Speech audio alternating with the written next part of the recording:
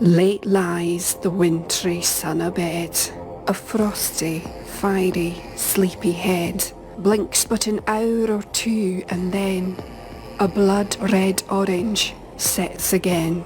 Sunlight is powerful stuff, perhaps more powerful than most people realise. Every aspect of how we function is controlled by light. In winter, we're seeing a lot less sunlight. The perils of living without sunlight are really quite real.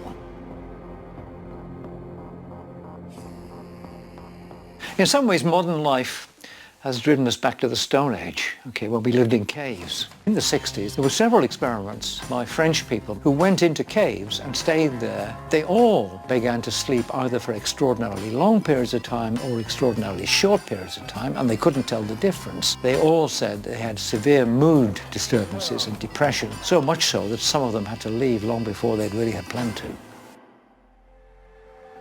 In winter, we often feel somewhat out of sorts at this time of year. A lack of sunlight means that your immune system doesn't work as well, your defense mechanisms don't work as well. An effect on mood, increased depression, more metabolic disorders, and all of these things are offshoots of a disrupted circadian clock. At times, all of our physiology and all of our behavior, all of the active sorts of processes are compartmentalized to the day, and all of the restorative processes are kept to the night. The wavelengths that have the most powerful impact are the bluish colored ones. Within our eyes, there are these cells that have a pigment that's sensitive to this blue light, that then signals to the body clock to tell it what time of day it is.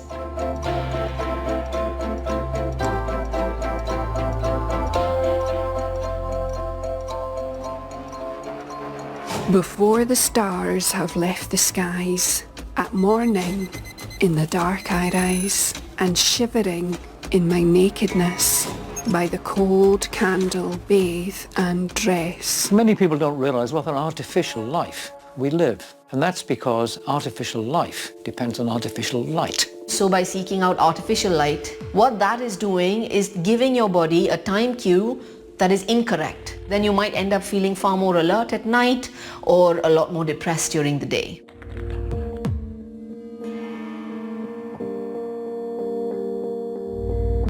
Your systems within your body tend to desynchronize, and so you tend to have a higher incidence of diabetes, obesity, cardiovascular disease.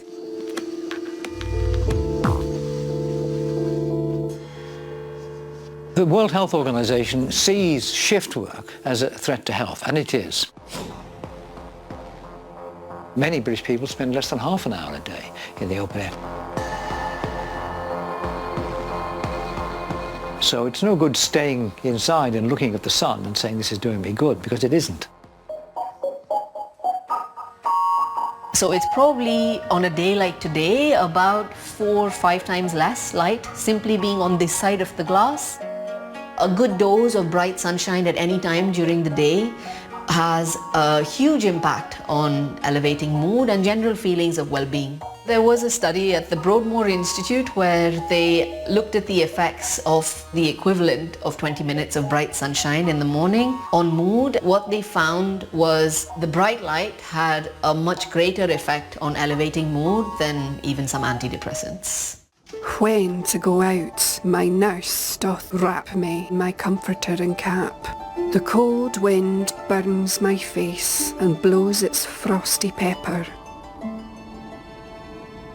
So our skin's not just a barrier, it's a living organ. When our skin sees sunlight, that is when it starts making vitamin D, which is an essential component of many different signaling pathways in our body. You can get vitamin D in several ways. You can do what I do and take a vitamin D pill, a diet of wild salmon and mushrooms, and you won't get rickets. But overwhelmingly the best way is through the sun.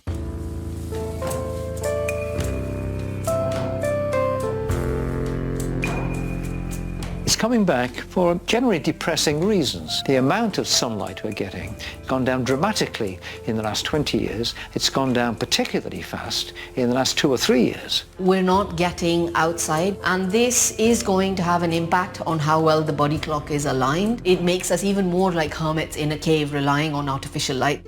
have meals at the right time, go to bed at the right time, and get out even if it's freezing for that daily 20-minute walk and some light exposure. Simply being outside and exposing yourself to light so that you strengthen your circadian clock is going to have a hugely beneficial impact on health and well-being. Don't retreat into your cave. In other words, when the sun comes out, go out and have a good time. That's the medical advice. Black are my steps on silver sod. Thick blows my frosty breath abroad. And tree, and house, and hill, and lake are frosted like a wedding cake.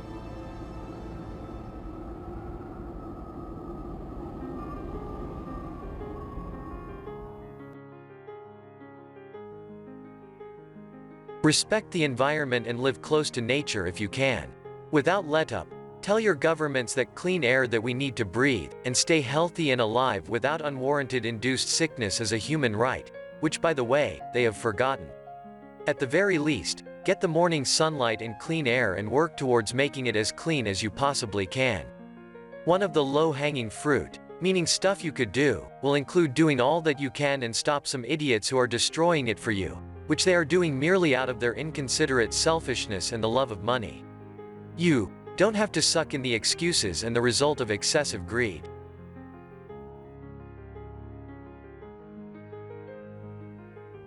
With a much cleaner environment, particularly clean air will come as a result of that respect and actions. Only then will we ever be able to avoid the next pandemic, which might come out of India, given that India now has broken all records and hit the top end of the scale of the air quality, scale of 999, which no other country and its governments have until now, have been able to reach. The target set for AQI by World Health is 15, and that will tell you where you and your country is at. Many countries have managed to keep hover around that value. And that's only because they have a functional government. Have you ever considered these things, seriously enough, to do what else, and whatever that needs to be done, other than dependence on religion alone, which many are misusing or at the very least, misapplying or manipulating? And among such, which includes your politicians and the politicians within and among your groups, be it religion or what else have you. Air pollution contributes to the spread of COVID-19, and that has been increasingly obvious.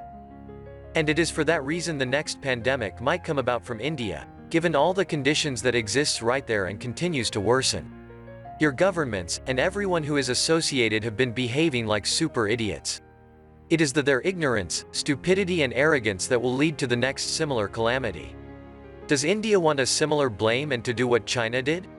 India does not even have fraction of the willpower or the means or resolve when that happens. Just look back. How your governments, both state and central, handled the Mumbai attack by just 10 Pakis in 2008. That was an absolute fiasco. And you not yet been humbled nor educated by an invisible virus in spite of the havoc it has created over the last 2 years. You have all the ingredients, the environment disaster and the propensity to bungle anything at all.